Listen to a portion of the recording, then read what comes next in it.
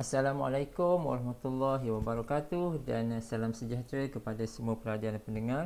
Teaching video kali ini kita akan membincangkan mengenai solution of homogeneous equation. Baik, sebelum ini kita telah pun membincangkan mengenai second order ODE. Jadi saya juga telah membincangkan bagi second order ni dia ada banyak jenis, cuma di dalam untuk kali ini kita akan membincangkan second order yang melibatkan constant coefficient dan juga homogeneous yang untuk kali inilah. Jadi sebelum ni saya pernah bincangkan juga yang coefficient ini dia boleh merupakan constant coefficient, iaitu kalau constant ni bermaksud, nampak tak nilai ni A, B dan C ni, A, B dan C ni kalau dia constant dia bermaksud dia suatu nombor lah, ya. Dan tetapi dia juga boleh merupakan variable coefficient, iaitu ada nilai-nilai X di sini, ya, A, B ataupun C kat sini. Itu adalah kalau dia variable coefficient. Cuma untuk topik ini kita akan bincangkan hanya constant coefficient. Yang berkenaan dengan homogeneous pula, homogeneous ini kalau dia dikatakan homogeneous linear equation, our right hand side adalah kosong. Tetapi kalau dia non homogeneous, sebelah kanan ini dia bukan kosong, dia akan ada satu ungkapan yang lain. Contohnya suatu polinomial ke, dia suatu eksponen ke dan sebagainya. Itu adalah non homogeneous. Itu yang itu cara dia lain. So fokus kita kali ini adalah dia adalah linear equation dan dia mempunyai constant coefficient dan sebelah kanan ini kosong, iaitu homogeneous linear equation, ya, kosong. Baik, cara untuk kita mendapatkan penyelesaian of a homogeneous equation sebenarnya tidaklah sesukar mana yang kita jangkakan. Okey, jadi kita pertimbangkan yang ini, ya. Kita lihat yang dalam kotak warna biru ini, kita ada A darabkan dengan second derivative tambah B first derivative tambah C Y equal to 0. Now, pertama sekali yang aim kita adalah ini tau. Bila nama pun adalah solution of homogeneous equation, kita sebenarnya mula-mula kita nak dapatkan apa? Kita nak dapatkan general solution. Ya, kita nak dapatkan general solution. Jadi from the general solution baru kita boleh fikirkan untuk mendapatkan particular solution. Jadi caranya adalah dengan kita menggantikan dengan menggunakan initial condition, syarat-syarat yang diberi itu bagi kita mendapatkan nilai A dan juga nilai B. Itu kemudianlah. Ya. Cuma saya nak ingatkan, aim kita adalah untuk mendapatkan general solution. Baik. Dalam kes ini dia agak memudahkan kita sebab bagi second order ni sebenarnya general solution tu telah pun established, telah pun sedia ada sebenarnya. Dan dalam kes ini sebenarnya ada 3 bentuk. Ada 3 bentuk general solution yang telah pun sedia ada, yang kita hanya perlu tepat memilih yang mana satu. Okey, saya bagi contoh macam ni. Ini adalah general solution yang kita akan pilih. Ada 3 semuanya, ya. Nampak tak? Yang ini kan yang bentuk awan ni. Okey, ini adalah general solution yang pertama. Ya, ini adalah yang pertama. Yang ini pula adalah yang kedua. Ini yang kedua. Dan ini pula adalah general solution yang ketiga. Jadi kita perhatikan bila kita sebut general solution, dia akan ada constant yang perlu kita penuhi, betul tak? Dia ada A, B, ya. Ini A, B, A, B, ini pun ada A dengan B. Nampak kan? So jadi apa-apa soalan dekat sini, jadi dia akan end up dengan kita nak pilih yang mana satu daripada 3 ini. 1, 2, 3 ini. So macam mana kita nak pilih? So jadi kriteria dia adalah mula-mula kita kena buat macam ni. Mula-mula kita akan replacekan. Saya ada buat note dekat sini, replacekan semua yang di ni, second derivative ni, first derivative ni dan y ni kita replacekan dengan M, katakan. Ya, dengan M. Jadi kalau dia second derivative, kita buat M kuasa 2 lah. Kalau dia first derivative, kita buat dia M kuasa 1. Kalau dia Y, kita buatkan dia Y kuasa kosong. Okey, jadi bila Y kuasa kosong lah, M kuasa kosong. Ya, so jadi bila kita sebut M kuasa kosong tu is equal to 1 lah kan. Jadi dalam this part, maka kita akan ada C sajalah kan. Pasal Y ni kita dah replacekan dia dengan M kuasa kosong.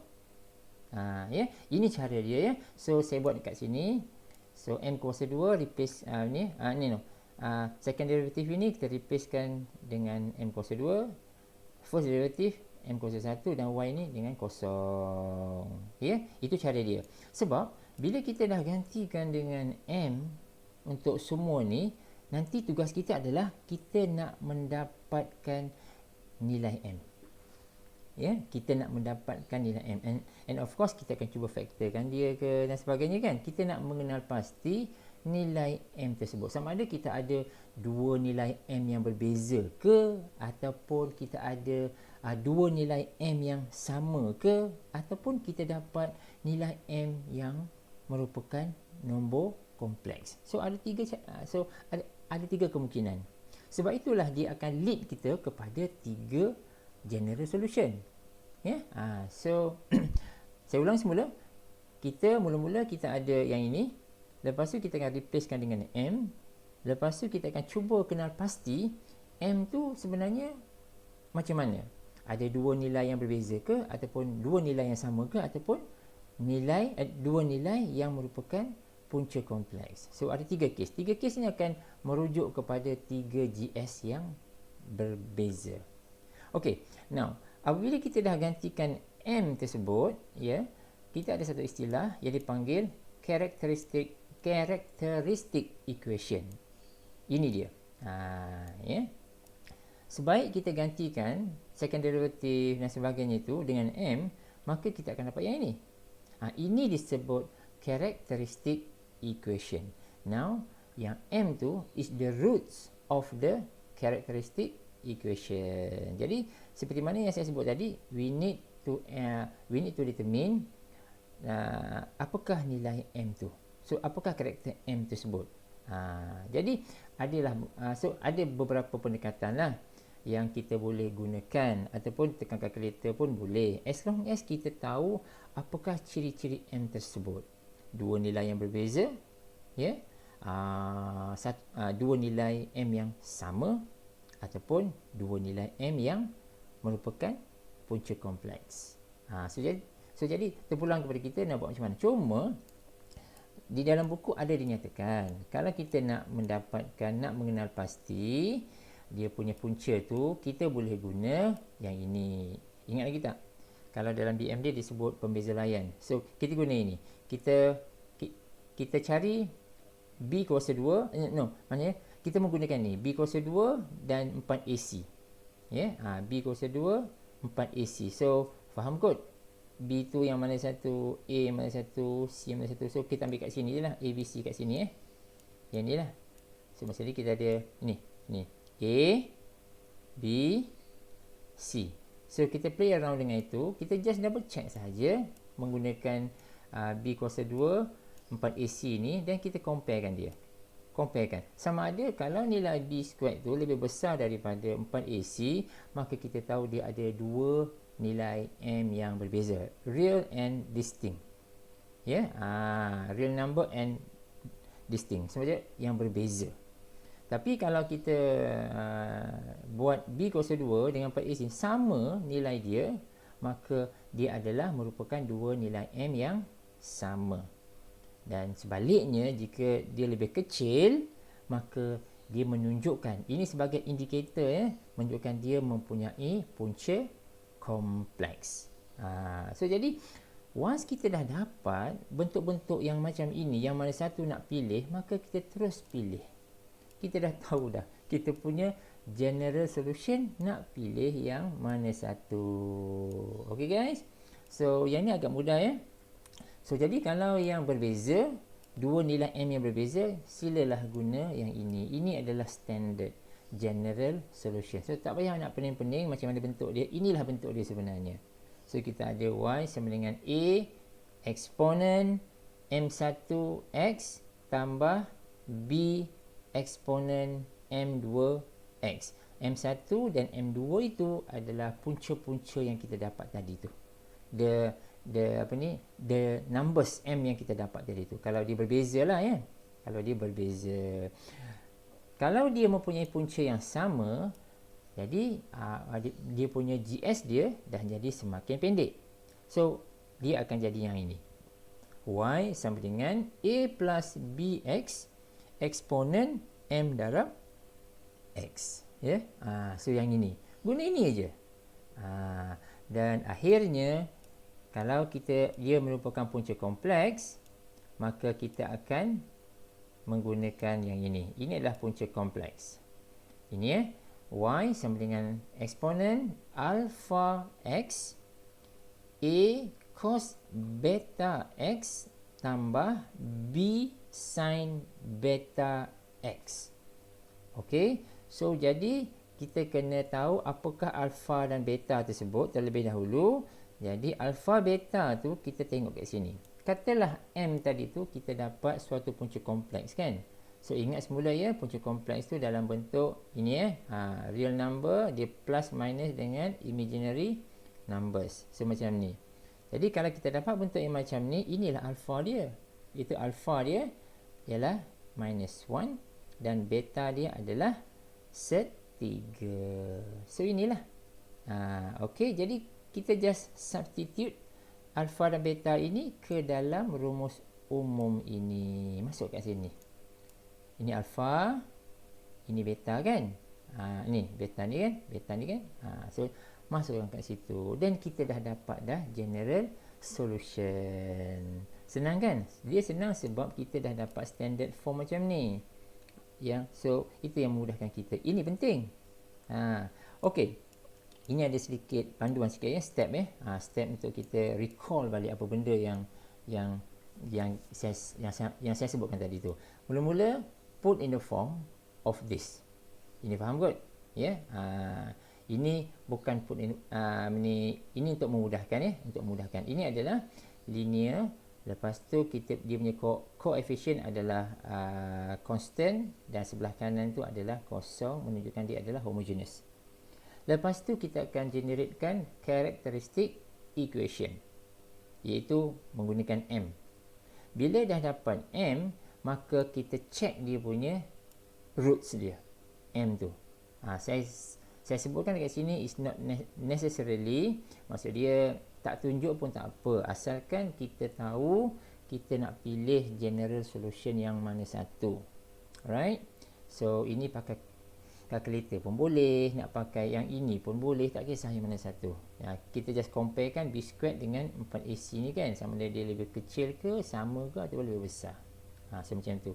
Then daripada sini baru kita tahu baru kita pilih the general solution. Once kita dapat general solution, then kita boleh dapatkan nilai A dengan B tu by using the initial condition to get the particular solution lah kan. So jadi prosedur dia macam ni. Okay. So jadi sebenarnya taklah susah sangat. Cuba tengok contoh sekejap ya. Ini saya tak bagi solution ya, saya bagi just untuk nak dapatkan a brief overview untuk soalan ni macam mana ya. So macam itulah. Ini beberapa soalan mudah kat sini. Tengok ni ya. Find the particular solution. Okey, bila dia sebut particular solution, bermaksud dia mesti bagi persyaratan. Maksudnya dia mesti bagi initial condition lah. Ya. Find the particular solution for the following differential equation. Yang inilah. Yang ni. Jadi, pertama sekali dia bagi kita soalan. Ini adalah dia punya linear ODE dia. Ini kan. Lepas tu kita kena carilah. Kena cari replacekan dengan M. Lepas tu ensurekan M tu sebenarnya nilai yang macam mana. Lepas tu pilih general solution yang sesuai. Dan bila kita dah dapat general solution tu, baru kita masuk syarat-syarat ni. Janji kita dapatkan nilai A dan B tersebut. Okey, boleh ya. So ini tak ada jawapan, kamu cuba buat sendiri kat sini. Cuma ada sedikit contoh mudah kat sini. Okey, kita tengok satu example kat sini ya. Katakan contoh ini adalah for real and distinct roots. Maksud dia ada dua nilai M yang berbeza lah ya. Jadi dari sini kita ada Y double prime tolak Y prime tolak 6Y sama dengan kosong. Kita jadikan dia characteristic equation gunakan M tu. Jadi dekat sini kita dapat kena pasti nilai M tu ada 2 kan. Kalau nak pakai ini pun boleh, kita factorizekan dia kan. Ataupun kamu nak guna yang B kuasa 2 dan 4AC tu, tak kisah, dua-dua cara boleh. So jadi kita dah kenal pasti roots dia ada 2, minus 2 and 3, dan kita dah boleh pilih general solution yang mana satu. Saya pilih ini, yang inilah the first one. Jadi saya masukkan lah ni, nampak tak M1 kat sini kan, ni M1 ni saya masukkan negatif 2. Tak kisahlah nak masukkan negatif 2 dulu ke, nak masukkan 3 dulu ke, itu semua tak kisah. So masukkan kedua-dua roots ini ke dalam ini dan kita akan dapat jawapan ini. Okey. Kalau kamu letak negatif 2 dekat sini pun tak ada masalah ya. 3 dekat sini tak ada masalah. Okey je. So jadi ini kita dah betul dah, dan apabila kita nak mendapatkan nilai A dengan B, of course kita akan masukkan dia punya initial condition. Jadi ini ada buat catatan sikit, recall how to do it. So maksud dia, first thing kita akan gantikan initial condition tu di dalam Y, in Y kita dapat yang ini. Lepas tu gantikan initial condition tu dalam Y prime. Dia mesti ada 2 tau. Tengok balik soalan. Yang ni. Nampak tak? Satu dia bagi Y kan. Satu lagi dia bagi Y prime. Satu lagi ni, yang ini pun sama. Ini Y, ini Y prime. Ini Y, ini Y double prime. Okay. So kamu tengok situasi dia. So kena gunakan syarat-syarat yang ada ini. Kalau dia Y prime, kita dapatkan Y prime je lah. Kalau dia double prime, dapatkan Y double prime. Baru masukkan syarat ini. Okay. So macam itulah. So jadi dekat sini kita masukkan ya. Gantikan initial condition in Y, ini pula in Y prime. So kita akan dapat 2 persamaan. Yang ni lah. Jadi from these two equation, kita solve it, dapatkan nilai A dengan B. Lepas tu kita masukkan ke dalam, kita dah dapat nilai A dengan B, kita masukkan ke dalam ini. Masukkan ke dalam sini dan kita dapat particular solution. Okay guys, so saya rasa sampai sini dulu kita punya teaching video. Kita akan sambung dalam video yang akan datang.